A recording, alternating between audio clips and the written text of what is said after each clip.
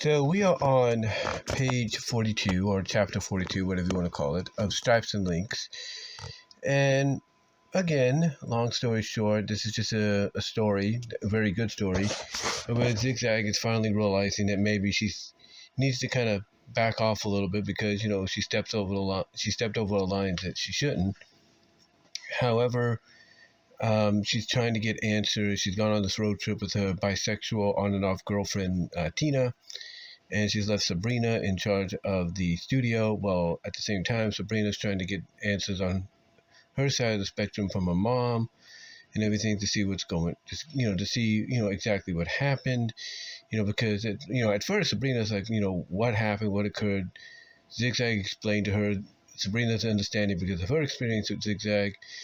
And essentially, they're trying to get a straight answer as to, okay, what happened and why is Zig Zag like this at times, especially maybe she has a little bit to drink, which she did when she kissed Endora, Sabrina's mom, that night in the first couple of pages of the story. Well, here in the recent chapter, she's talking with her grandparents, catching up with them and all that. The grandmother obviously still wants to call her Tanya, but, she calls her Zig Zag instead. Just wants to know what's happening and everything, kind of catch up with each other and everything. And the grandfather, kind of remembers how Zig Zag was as a child. She was a hell raiser. She liked to get into trouble and everything. And he even hints that maybe he might know what she does, because he even says, "Hey, she can fill up a whole studio with the kind of trouble that she can bring, with people." And Zig Zag, she's kind of like, yeah, you could say that kind of deal. And the grandma just wants to know what she's been up to, what she's doing. And Zig Zag lets her know, oh, I'm doing media work, on the internet and all that kind of stuff. And she even asks the grandma if she browses the internet. And her sister Brandy comes in and says, "Are you kidding? Grandma still has one of those old phones that has the curly cord to it. The kind of phone that you keep at home and everything. And that she likes to, pay with things by check." And the grandma's like, there's no shame in that. There's no shame in that. And I kind of got a like out of that because there are people in my family that have been known, my aunts, my uncles, parents, that are known to do that. They're kind of like set in their ways. So, they'd rather do things the way they were, they kind of grew up with, they, adapted with, instead of the new fangled, easy to do way with all the technology. But yeah, the grandmother's still stuck in her ways and everything. And, Zig Zag's like, "Oh, don't worry, Grandma. There's no hurry. There's no hurry or anything. Nothing to worry about and everything." And the grandma's like, "Well, yeah, maybe I could eventually check out what's going on with this internet and everything, and that hopefully, it's not a fad." And she's hoping it's not a fad or anything like that, and that maybe, there might be something interesting on there and everything. But yeah, the grandfather does hit the core. Even some people are even mentioning it. The grandfather's kind of hinting that maybe he knows what Zig Zag does, because, her being a hell raiser with, that, with growing up, because she has that tiger blood flowing in her and everything. So yeah, just a nice little chapter continuation of the story, though.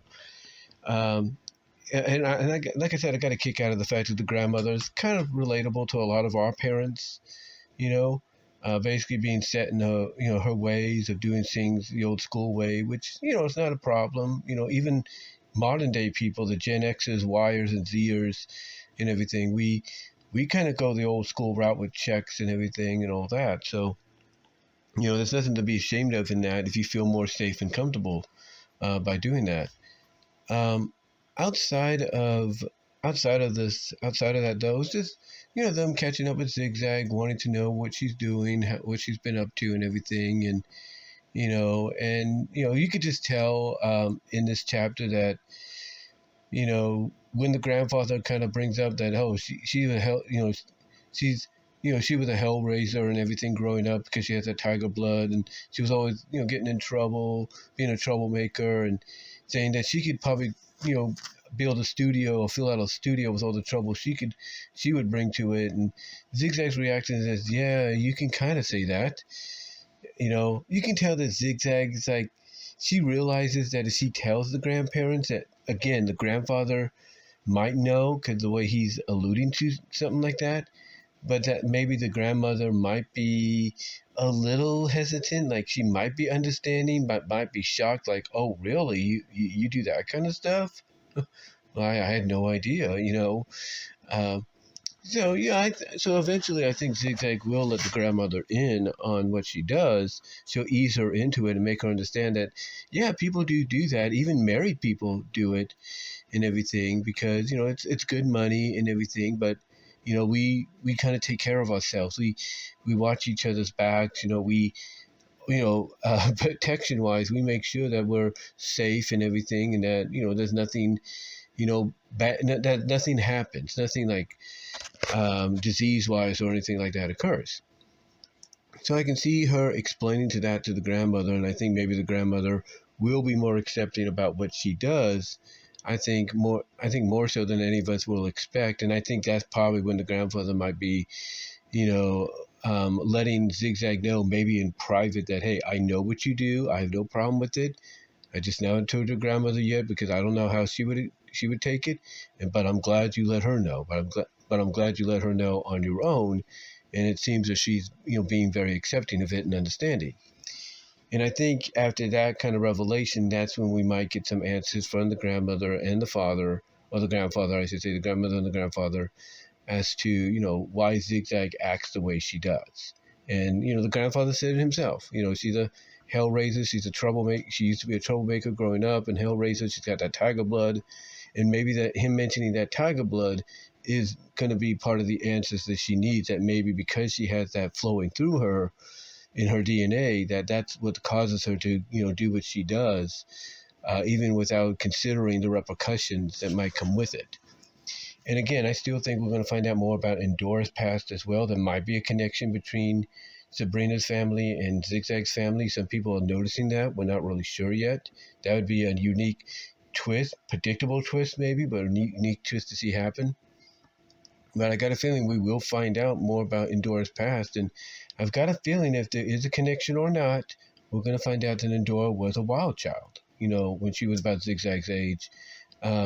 In college or whatever. She was a wild child. She was rebellious, and she did the things that Zigzag did, if not more so, that she did bed with different guys and gals and everything. So I think we will find out a little bit about that past when we get to that part. And again, whether it connects with what's going on with Zigzag's family, like if there is a relative or relatable, if not relative-like connection, I'm not going to be surprised. I'm not going to be surprised. It'll be a twist, but it would be a predictable twist that, like I said, I think a lot of us fans would enjoy seeing. And it would make the friendship between Sabrina and Zigzag a lot more tighter, but a lot more awkward at times because, based on, what Zigzag would do with Sabrina in the past, it would make it, understandable, more comfortable, for them to be around each other, but also a little awkward. But also look back at, what they took part in, or at least Zigzag would do to take part in with Sabrina, kind of awkward.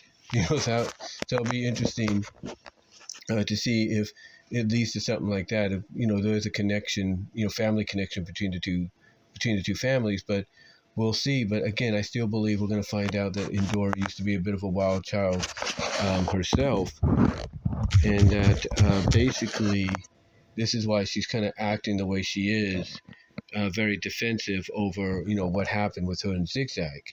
And again, if there is a family connection, and we find out from the grandmother that her and Endora are related, and that maybe they went to college together. This is my assumption.